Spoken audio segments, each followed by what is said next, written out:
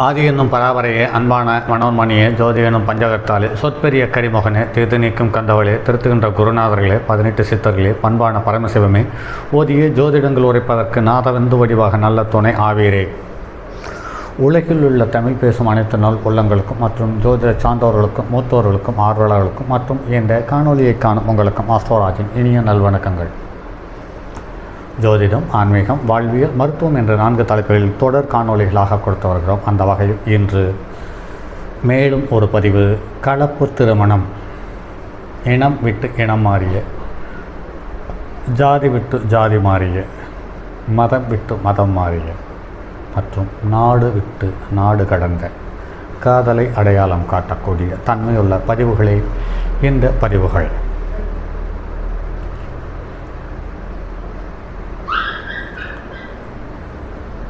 காதல் கலாரசனையை தெளிவாக அடையாளம் காட்டக்கூடிய, சிந்தனையையும் கற்பனையும் அள்ளித்தரக்கூடிய புதனே காதலுக்கு மூல கிரகமாக இருக்கிறது என்பது எண்ணற்ற ஜாதகத்தில் பார்த்துவிட்டோம். 5ஆம் இடத்துக்குரிய கிரகம் காதலை தருகிறது என்றாலும் அந்த காதலை நிதானமாக அரவணைத்து அதற்கு கற்பனை சக்தியை கொடுத்து அதில் தன்னை வெளிப்படுத்தக்கூடிய தன்மையையும் சமயோஜித அறிவியும் தரக்கூடியது புதன். ஸோ அந்த புதன் இல்லாமல் ஒரு காதல் திருமணம் என்பது அவ்வளவு சிறப்பாக அமைவதில்லை என்பதை நிறைய ஜாதகத்தில் பார்த்திருக்கிறோம். இந்த புதன் ஒரு ஜாதகத்தில் இருவர் ஜாதகத்திலும் ஒரே பாகையோடு இருந்தாலும் அல்லது அதிகபட்ச பாகையை பெற்றிருந்தாலும் குறைந்தபட்ச பாகையை பெற்றிருந்தாலும் சிறப்பான காதலை தருகிறது. அதிகபட்ச பாகை பெற்ற புதன் கிடக்கிறதே எல்லாம் நடக்கும் என்பது போல் இருக்கும், கேர்லெஸ்ஸாக இருக்கும். ஆனால் அதற்கு அது எல்லாமே கிடைத்துவிடும். ஆனால் குறைந்த பாகை பெற்ற கிரகம் உருகி உருகி வழிந்து காதலிக்கிறது. ஆனால் அந்த காதலை வேண்டாம் போ என்று ஒரு நிலையில் ஒதுக்கி தள்ளக்கூடிய எத்தனைக்கும் பொழுது அந்த காதல் கைகூடுகிறது. ஆக எல்லையற்ற சிரமத்தை தந்து காதலை அரங்கேற்றத்துக்கு கொண்டு வருகிறது. குறைந்தபட்ச பாகை புதனுடைய குறைந்தபட்ச பாகை, அதிகபட்ச பாகை நோவாமல் நோன்பு கும்பிடுவது எப்படி என்பது சார்ந்த தகவலை அடையாளம் காட்டுகிறது. இப்படிப்பட்ட ஒரு ஜாதகத்தில் லக்னத்துக்கு காலபுருஷனுக்கு 2ஆம் இடம் என்று சொல்லக்கூடிய சுக்கிரனுடைய வீட்டுக்கு 2-5க்குரிய மிகப்பெரிய யோகாதிபதி அவன் ரிஷப லக்னம் எந்த நிலையில் பிறந்திருந்தாலும், அது ஆணாக இருந்தாலும் பெண்ணாக இருந்தாலும், ஏன் இரு பாலினமாக இருந்தாலுமே கூட அவர்களுக்கு ஒரு காதலை தந்து புதன் நன்றாக இருக்கும் பட்சத்தில் சிறப்பாக வைத்திருக்கிறது. அல்லது ஒன்றுக்கு மேற்பட்ட பாவக்கிரகங்களோடு சம்பந்தப்பட்டு பாவக்கிரகங்களுடைய பாவக்கர்த்தாரி யோகத்தில் இருக்கும் பொழுது, அல்லது நீச்சம் பெற்று நீச்சத்துக்கு வீடு கொடுத்தவனும் நீச்சம் பெற்றிருக்கும் பட்சத்தில் சீச்சி என்று ஆகிவிடுகிறது. அப்படி ஒரு சங்கடத்தோடு கலந்த காதலை தந்து விடுகிறது. இப்படி இருந்தாலும் காதலை தருகிறது, அப்படி இருந்தாலும் காதலை தருகிறது என்பதை மறுக்கவே முடியாது. ஆக புதன் திசை என்று ஒன்று வந்துவிட்டாலே அங்கு காதல் வந்து விடுகிறது. அந்த புதனோடு சேர்ந்து ராகு சந்திரன் சேர்ந்து விட்டால் அந்த காதல் மிகவும் கர்ண கடூரமாக இருக்கிறது. குரு சுக்கிரன் சேர்ந்து விட்டால் அந்த காதல் ரசிக்கும் தன்மையோடு அழகாக இருக்கிறது என்பதை நிறைய ஜாதகத்தில் பார்த்திருக்கிறோம். அந்த வகையில் இன்று பார்க்கக்கூடிய ஒரு ஜாதகம் என்று பார்க்கும் பொழுது இது 8/11/1954 காலை 2:30 மணிக்கு ஜனனமான ஒரு அற்புதமான ஜாதகம். இந்த ஜாதகர் இவர் ஒரு திரைத்துறையில் மிக பிரபலமான ஒரு நடிகர்னுடைய ஜாதகம் இது. இந்த ஜாதகருக்கு ஒரு காலத்தில் ஒரு அற்புதமான கிரேஸ் இருந்தது, க்ரஷ் இருந்தது. ஆனாலும் இங்கு 4ஆம் இடத்துக்குரிய கிரகமும் 7ஆம் இடத்துக்குரிய கிரகம் ஏற்ற இறக்கத்தோடு அமைந்ததால் ஒன்றுக்கு மேற்பட்ட காதல்கள் வந்தது, ஒன்றுக்கு மேற்பட்ட மனைவிகள் வந்தார்கள். ஆனாலும் குடும்பம் நிலைக்கவில்லை என்பதுதான் இது சற்று பலகீனமான ஒரு தகவல்.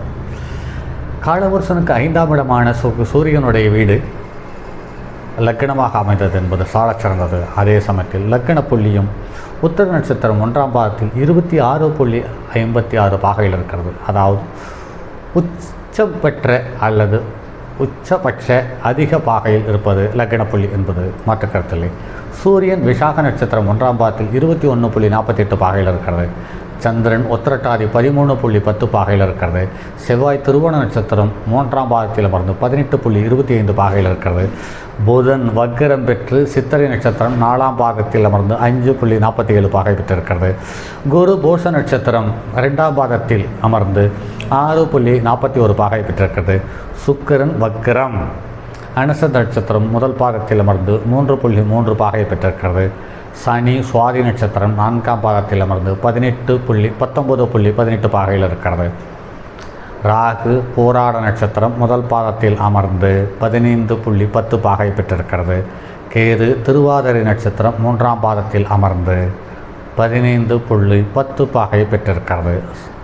அன்று அவருக்கு விம்சோத்திரி தசா இருப்பு என்று பார்க்கும் பொழுது சனி திசை 4 வருடம் 11 மாதம் 19 நாள் ஆக புதன் திசை புதன் புத்தி முடியும் பொழுதே இவர் திரைத்துறைக்கு வந்துவிட்டார். திரைத்துறையில் இவருக்கென்று ஒரு அசைக்க முடியாத ஒரு இடம் இருக்கிறது என்பதில் மாற்றுக்கருத்தில்லை. இந்த ஜாதகத்தில் பாருங்கள் என்பதில் லக்னத்தில் 5 ராகு இருக்கிறது என்பது மிக மிக ஒரு தர்ம சங்கடத்தை உண்டு பண்ணி தந்து விடுகிறது. இது 5ஆம் இடத்திற்கு சனியினுடைய பார்வை மட்டும் இருக்கிறது, வேறு கிரகத்தினுடைய தொடர்பு எதுவும் இல்லை என்பதுதான் இதில் பலகீனமான ஒரு விஷயம். ஆனாலும் 5க்குரியவன் உச்சம் பெற்றிருக்கிறான். அந்த 5க்குரியவனும் 8க்குரியவனும் லக்னத்துக்கு 12க்குரியவனோடு தொடர்பு பெற்று சந்திரனும் குருவும் இங்கு மீனத்துக்குரிய குருவும் கடகத்துக்குரிய சந்திரனும் பரிவர்த்தனை பெற்றிருக்கிறார்கள்.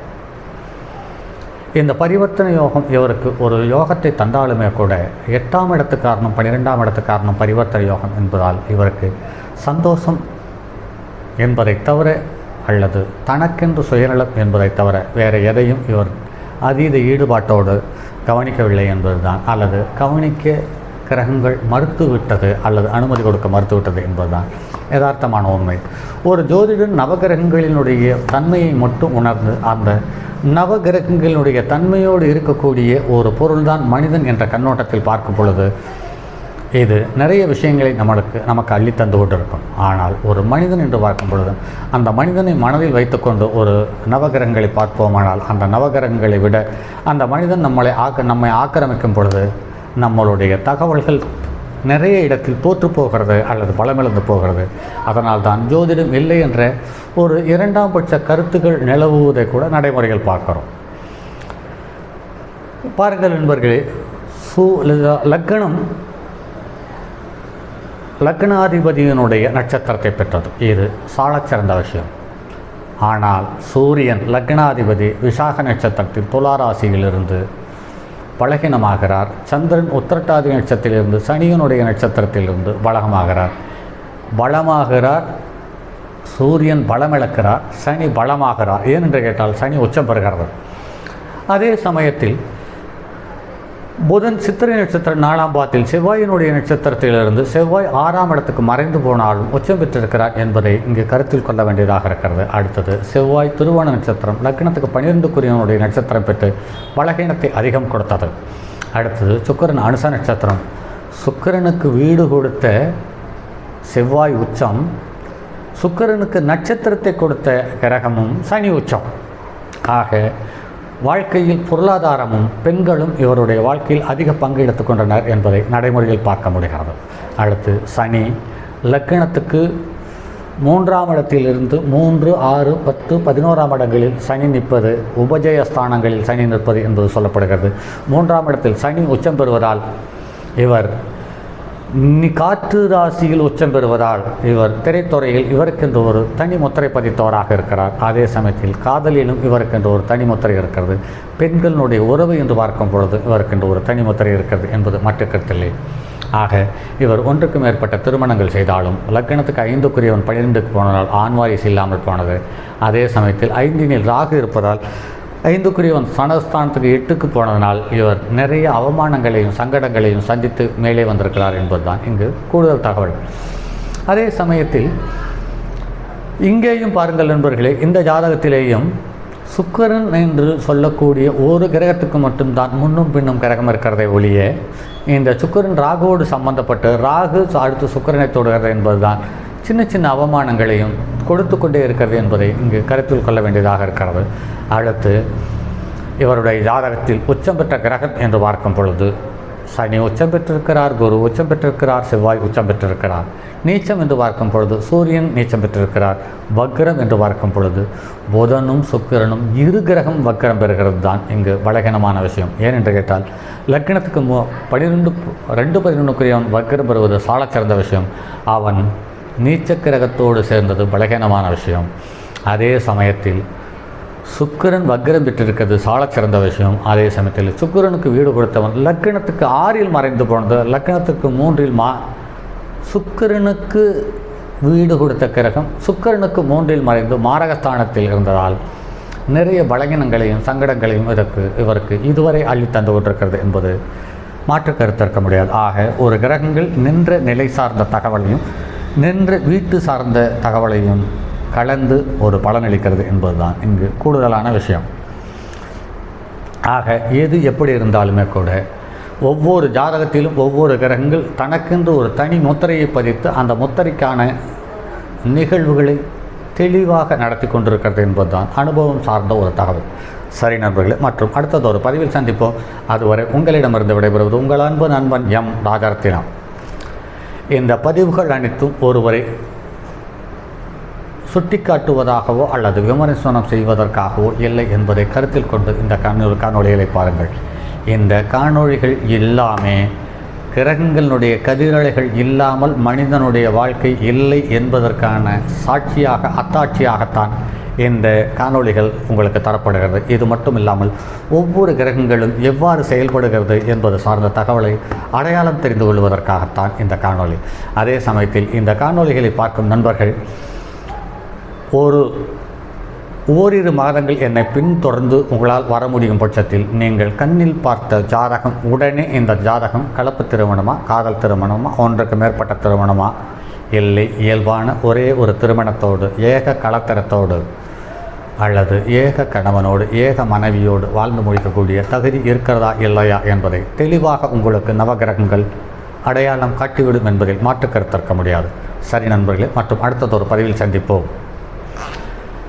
என்னுடைய அலைபேசி எண் 9788972999 மற்றும் ஒரு எண் 9791399649. தங்கமான் மழுவோடேந்தி தன்மதி தலையில் கொண்டோர் மங்கையர் பதிக்கச் சொன்ன மாமொழி ஜோதிடத்தை இங்கு யாம் உரைப்பதற்கோர் எமை என்னும் பிழை வராமல் காக்க செங்கன் மால் முருகன் யானைச்சரன் பதம் காப்பதாமே.